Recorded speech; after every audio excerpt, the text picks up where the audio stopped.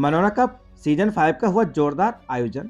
Doctor जीराज Yadav ने किया उद्घाटन। पूरा मामला उत्तर प्रदेश के बरेली जनपद के आंवला का, जहां पर आंवला के ऐतिहासिक गांव मनोरा में क्रिकेट टूर्नामेंट सीजन 5 का उद्घाटन क्षेत्र के प्रसिद्ध समाज सेवी डॉक्टर जीराज यादव के द्वारा किया गया।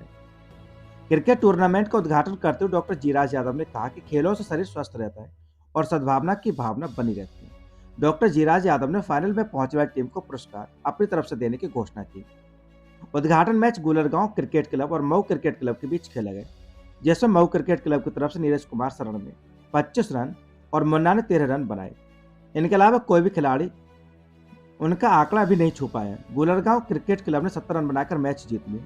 दिन का दूसरा मैच बिसौली क्रिकेट क्लब और बुखारा क्रिकेट क्लब के बीच खेला गया, जैसे बिसौली क्रिकेट क्लब ने 119 रन बनाए। शेखर मिश्रा ने 54 रन की पारी खेली। बुखारा क्रिकेट क्लब अपने सभी विकेट खोकर केवल 78 रन बना पाया।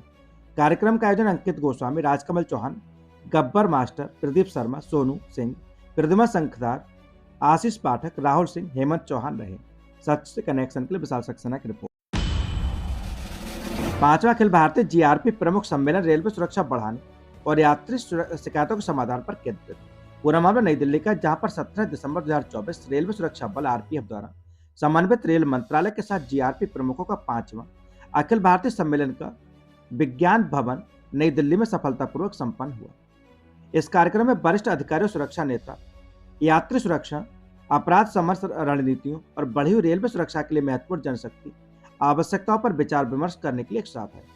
सम्मेलन की शुरुआत रेलवे बोर्ड के अध्यक्ष और मुख्य कार्यकारी अधिकारी सतीश कुमार ने मुख्य भाषण से हुई, जिन्होंने देश भर में लाखों रेल यात्रियों की सुरक्षा सुनिश्चित करने में राज्य पुलिस बलों, जीआरपी और आरपीएफ के बीच सहयोगी दृष्टिकोण के महत्व पर जोर दिया, जिसमें यात्री शिकायत और मामलों के पंजीकरण पर विशेष ध्यान दिया गया। मनोज यादव ने उभरती चुनौतियों, खासकर बढ़ते यात्री अपराधों से निपटने के लिए सुरक्षा ढांचे के आधुनिकीकरण की आवश्यकता पर बल दिया। चर्चा का एक महत्वपूर्ण हिस्सा रेल मदद पोर्टल पर पंजीकृत यात्री शिकायतों पर और दर्ज किए जा रहे वास्तविक मामलों के तुलनात्मक विश्लेषण के इर्द-गिर्द घूमता रहा, जिसमें रेलवे में होने वाले बड़े अपराधों से प्रभावी ढंग से निपटने के लिए प्रक्रियाओं को सुव्यवस्थित करने की आवश्यकता पर प्रकाश डाला गया। नए आपराधिक कानूनों के कार्यान्वयन पर मुख्य ध्यान दिया गया, जिसमें जीरो एफआईआर के कुशल संचालन और तेजी से अपराध रिपोर्टिंग, सुव्यवस्थित साक्ष्य प्रबंधन और राज्यों में प्रभावी जांच की सुरक्षा के लिए ईएफआईआर सिस्टम के एकीकरण की आवश्यकता पर प्रकाश डाला गया। एक अन्य फोकस क्षेत्र रेलवे के विभिन्न बुनियादी ढांचे और जनशक्ति के संबंधित मामलों पर चर्चा थी। प्रतिभागियों ने जीआरपी की जनशक्ति और बुनियादी ढांचे की आवश्यकताओं को निर्धारित करने के लिए समान बेंचमार्क बनाने की खोज की, जिसमें विविध भौगोलिक परिस्थितियों और रेलवे संचालन की जटिलताओं को ध्यान में रखा गया। इन बेंचमार्क को समयबद्ध तरीके से निर्धारित करने के लिए एक समिति नामित की गई है। सत्र में भारत के व्यापक रेलवे नेटवर्क की सुरक्षा मांग को पूरा करने के लिए संरचित स्केलेबल ढांचे की आवश्यकता को रेखांकित किए गए। अपने समापन भाषण में डीजी आरपीएफ ने सम्मेलन की सहयोगात्मक भावना की सराहना करते हुए कहा कि सम्मेलन ने रेलवे सुरक्षा को मजबूत करने के लिए हमारे सामूहिक संकल्प की पुष्टि की। जनशक्ति की चुनौतियों का समाधान करके, अपनी प्रणालियों का आधुनिकीकरण करके और अपने अपराध प्रतिक्रिया तंत्रों सुधार करके हम लाखों यात्रियों के लिए सुरक्षित यात्रा सुनिश्चित करने की दिशा में निर्णायक कदम उठा रहे हैं। राज्य जीआरपी की भूमिका और भारतीय रेलवे के साथ उनकी साझेदारी इस यात्रा में महत्वपूर्ण है और हमें मिलकर रेलवे सुरक्षा के लिए नए मानक स्थापित करने चाहिए। सम्मेलन का समापन एक दूरदर्शी नोट पर हुआ, जिसमें प्रतिभागियों ने कार्रवाई योग्य समाधानों पर सहमति व्यक्त की, जिसमें उन्नत प्रौद्योगिकी अपनाना, हितधारकों के बीच बेहतर समन्वय और यात्री सुरक्षा पर सबसे बड़ी प्राथमिकता के रूप में फिर से ध्यान केंद्रित करना शामिल है। सच से कनेक्शन के लिए विशाल सक्सेना की रिपोर्ट। भारतीय किसान यूनियन टिकैत ने जिलाधिकारी आंवला को सौंपा 7 सूत्रीय ज्ञापन। पूरा मामला उत्तर प्रदेश के बरेली जनपद के आंवला का, जहां पर अपनी मांगें पूरी न होने का आरोप लगाते हुए भारतीय किसान यूनियन टिकैत ने एक ज्ञापन जिलाधिकारी आंवला को सौंपा। भारतीय किसान यूनियन के प्रदेश सचिव चौधरी शिशुपाल सिंह ने कहा कि देश में किसान अपनी बात कहने के लिए दिल्ली जाना चाहते हैं, लेकिन सरकार उन्हें रोक रही है, जो गलत है। सरकार एमएसपी को गारंटी कानून बनाए, विद्युत संशोधन विधेयक 2020 को समाप्त करे, पराली जलाने पर प्रतिबंध हटाने की मांग को लेकर किसानों के द्वारा धरना दिया जा रहा है। सरकार किसानों से बात करके उनकी मांगों का निदान करे। छुट्टा पशुओं की समस्या का निदान अभी तक नहीं हुआ है।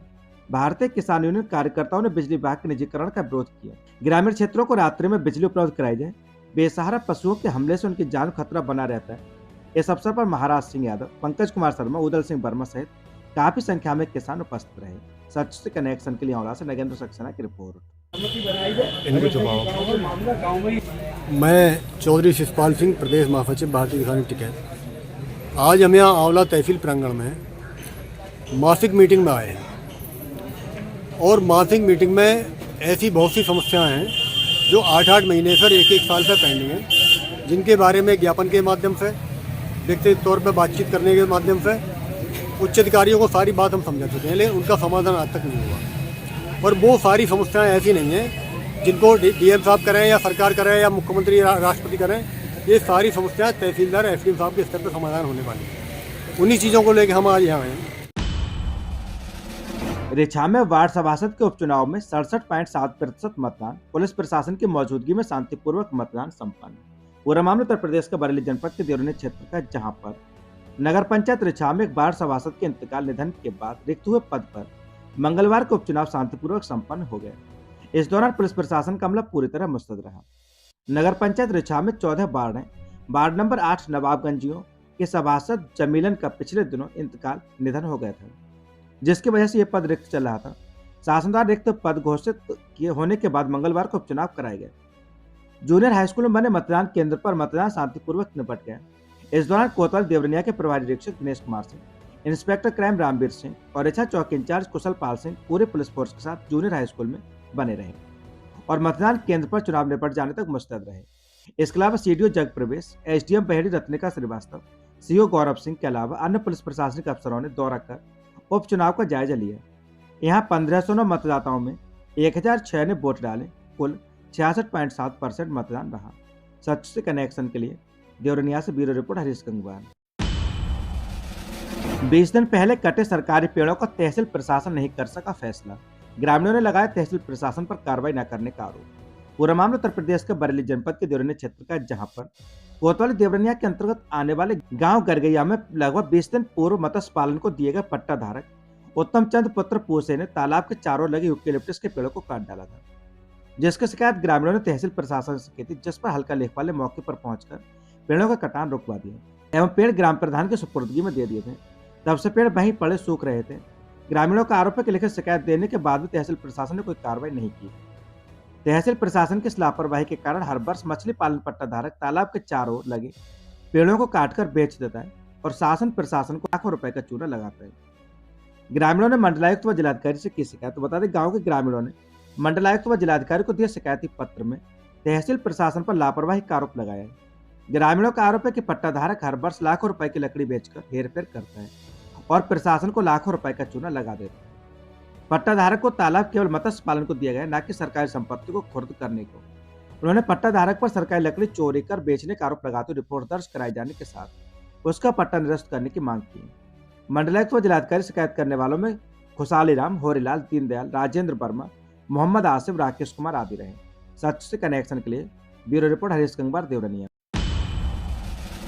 लयस विद्या मंदिर में छात्र छात्राओं ने बाल रामायण कार्यशाला में जाने प्रभु श्री राम के आदर्शों की गाथा। सनातन धर्म का प्राणाधार अब बाल रामायण एक कन्या डॉक्टर दीपशंकर गुप्त का। पूरा मामला उत्तर प्रदेश के बरेली का, जहां पर बाल रामायण के रचयिता डॉक्टर दीपंकर गुप्त विभिन्न विद्यालयों में बाल सभाओं के द्वारा बच्चों में शिक्षा के संस्कार जगाने के उद्देश्य से अपनी साहित्यिक प्रस्तुतियां प्रदान कर रहे हैं। इस श्रृंखला में लयस विद्या मंदिर बरेली के सभागार में बाल रामायण वर्कशॉप आयोजित की गई।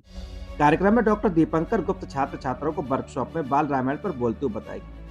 प्रभु श्री राम के आदर्शों की संपूर्ण पावन गाथा बाल रामायण जीवित ग्रंथ है।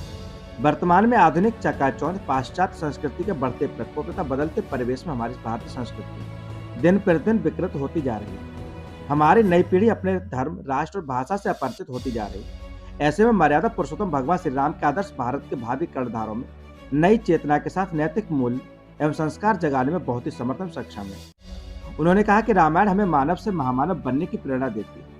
इस अवसर पर उन्होंने बाल रामायण की प्रति समस्त अध्यापकों के साथ साथ छात्रों को भी भेंट की। कार्यक्रम में विद्यालय की प्रधानाचार्य वैशाली जौहरी, अंजू सिंह, नीलम पारासरी, कुंजन अग्रवाल, भागवती, मीनाक्षी कश्यप, आरती रस्तोगी, नमिता कार्यालय सहायक सुशील शर्मा उपस्थित रहे।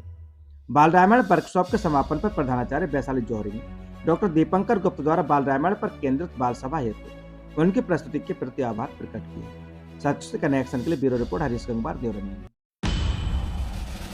ब्लॉक संरक्षण केंद्र छापा नवागत बीईओ जगदीश कुमार का प्राथमिक शिक्षक संघ ने किया स्वागत।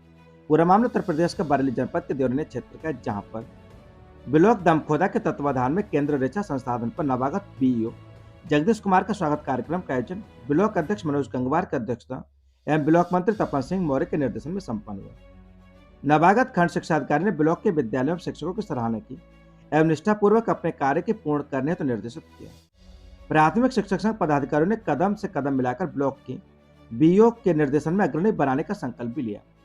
इस दौरान उपस्थित रहे जिला उपाध्यक्ष दमखोदा, ब्लॉक अध्यक्ष मनोज गंगवार, जिला संयुक्त मंत्री तपन सिंह मौर्य, कोषाध्यक्ष पंकज सिंह, वरिष्ठ उपाध्यक्ष प्रमोद गंगवार, संयुक्त मंत्री सत्यपाल गंगवार, जिला संगठन मंत्री मोर किशोर मौर्य, जिला कार्यकारिणी सदस्य शिवम गंगवार, जितेंद्र मोहन वर्मा, उषा गंगवार, डॉक्टर देव कुमारी, जिला संयोजक अनुज गंगवार, जगदीश गंगवार, संकुल शिक्षक राधेश्याम, क्षेत्रपाल गंगवार, वीरेंद्र कुमार गंगवार, कुवेंद्रपाल गंगवार आदि मौजूद रहे। सच से कनेक्शन के लिए ब्यूरो रिपोर्ट हरीश गंगवार, देवरनिया। बरेली में 2 पक्षों में पथराव, चली ईंट पत्थर, हुई फायरिंग, दर्जन भर से ज्यादा घायल, पुलिस साहब ने बना इलाका। पूरा मामला उत्तर प्रदेश के बरेली जनपद के थाना इज्जतनगर क्षेत्र के पीर बहुड़ा का, जहां पर मंगलवार की सुबह तड़के एक ही समुदाय के 2 पक्ष आपस में भिड़ गए। पूरा मामला बरेली का, जहां पर इज्जतनगर क्षेत्र के पीर बहुड़ा में मंगलवार की सुबह तड़के एक ही समुदाय के 2 पक्ष आपस में भिड़ गए। हवाई फायरिंग की गई, जमकर ईंट पत्थर चले, जिसमें करीब 1 दर्जन लोग गंभीर रूप से घायल हो गए। सूचना मिलते ही मौके पर पहुंची कई थानों के पुलिस और पुलिस के अधिकारियों ने मामले को शांत कराते हुए घायलों को इलाज के लिए अस्पताल भेजे। इस घटना से पूरे इलाके में दहशत फैल गई। पूरे इलाके में पुलिस बल तैनात कर दी गई। दूसरी जाति की लड़की को भगा ले जाने गया था युवक। बता दें कि इज्जतनगर थाना क्षेत्र के पीर बहुड़ा में 1.5 महीने पहले मुस्लिम समुदाय के शेख जाति की एक लड़की को मंसूरी जाति का लड़का अपने साथ भगा ले गया था। इस मामले में मुकदमा दर्ज किया गया था। पुलिस ने लड़की को बरामद कर लिया था, क्योंकि लड़का लड़की दोनों बालिग थे। लड़की ने बयान लड़के के पक्ष में दिया था। इसके बाद दोनों ने निकाह कर लिया था। 1.5 महीने से ये दोनों किसी अन्य जगहों पर रह रहे थे। लड़का और लड़की के गांव पहुंचने पर आग बबूला हुए लड़की पक्ष वाले। बता दें कि सोमवार की रात ये दोनों अपने घर पहुंचे। जैसे लड़की पक्ष को इस बात की जानकारी हुई, उन्होंने लड़के के घर पर चढ़ाई कर दी। उसका जमकर बवाल हुआ। ईंट पत्थर, लाठी डंडे चले, हवाई फायरिंग की भी बात कही जा रही है, जिससे पूरे इलाके में दहशत का माहौल हो गया। वहीं इस घटना में करीब 1 दर्जन लोग घायल हुए, जिन्हें जिला अस्पताल में भर्ती कराए गए। घटना की सूचना मिलते कई थानों की पुलिस मौके पर पहुंच गई। इज्जतनगर पुलिस के सक्रियता से टला बड़ा हादसा। तो बता दें कि पीर बहुड़ा में बड़ा हादसा हो सकता था, लेकिन इज्जतनगर पुलिस की सक्रियता से बड़ा बवाल होने से बच गया। पुलिस को जैसे घटना की सूचना मिली, वैसे मौके पर पहुंचकर लोगों को चारों ओर से दबोच लिया और जैसे तैसे मामले को शांत कराया गया। घटना की सूचना पर मौके पर पहुंचे एसएसपी अनुराग आर्य ने बताया कि सभी को इलाज के लिए भेज दिया गया। मामले की जांच कर आगे कार्रवाई की जाएगी। इलाके में फैली दहशत। तो बता दें कि मौके पर पुलिस फोर्स तैनात है। इज्जतनगर इंस्पेक्टर ने बताया कि घटना की जानकारी होने पर फौरन पुलिस मौके पर पहुंची गई। घटना से इलाके में दहशत फैल गई, इसलिए पूरे इलाके में पुलिस फोर्स तैनात कर दी गई। सभी घायलों को जिला अस्पताल में भर्ती कराया गया। इलाके में पुलिस तैनात कर दी गई। मुकदमा लिखा जा रहा है। प्रेम प्रसंग का मामला है। 1.5 महीने पहले मुकदमा दर्ज किया गया था, क्योंकि लड़का लड़की बालिग, इसलिए दोनों निकाह कर लिया गया। अब दोनों कहीं और जाकर साथ में रह रहे थे। रात में लोग अपने घर आए थे, तभी आपस में विवाद हो गया। सच से कनेक्शन के लिए ब्यूरो रिपोर्ट हरीश गंगवार, देवरनिया।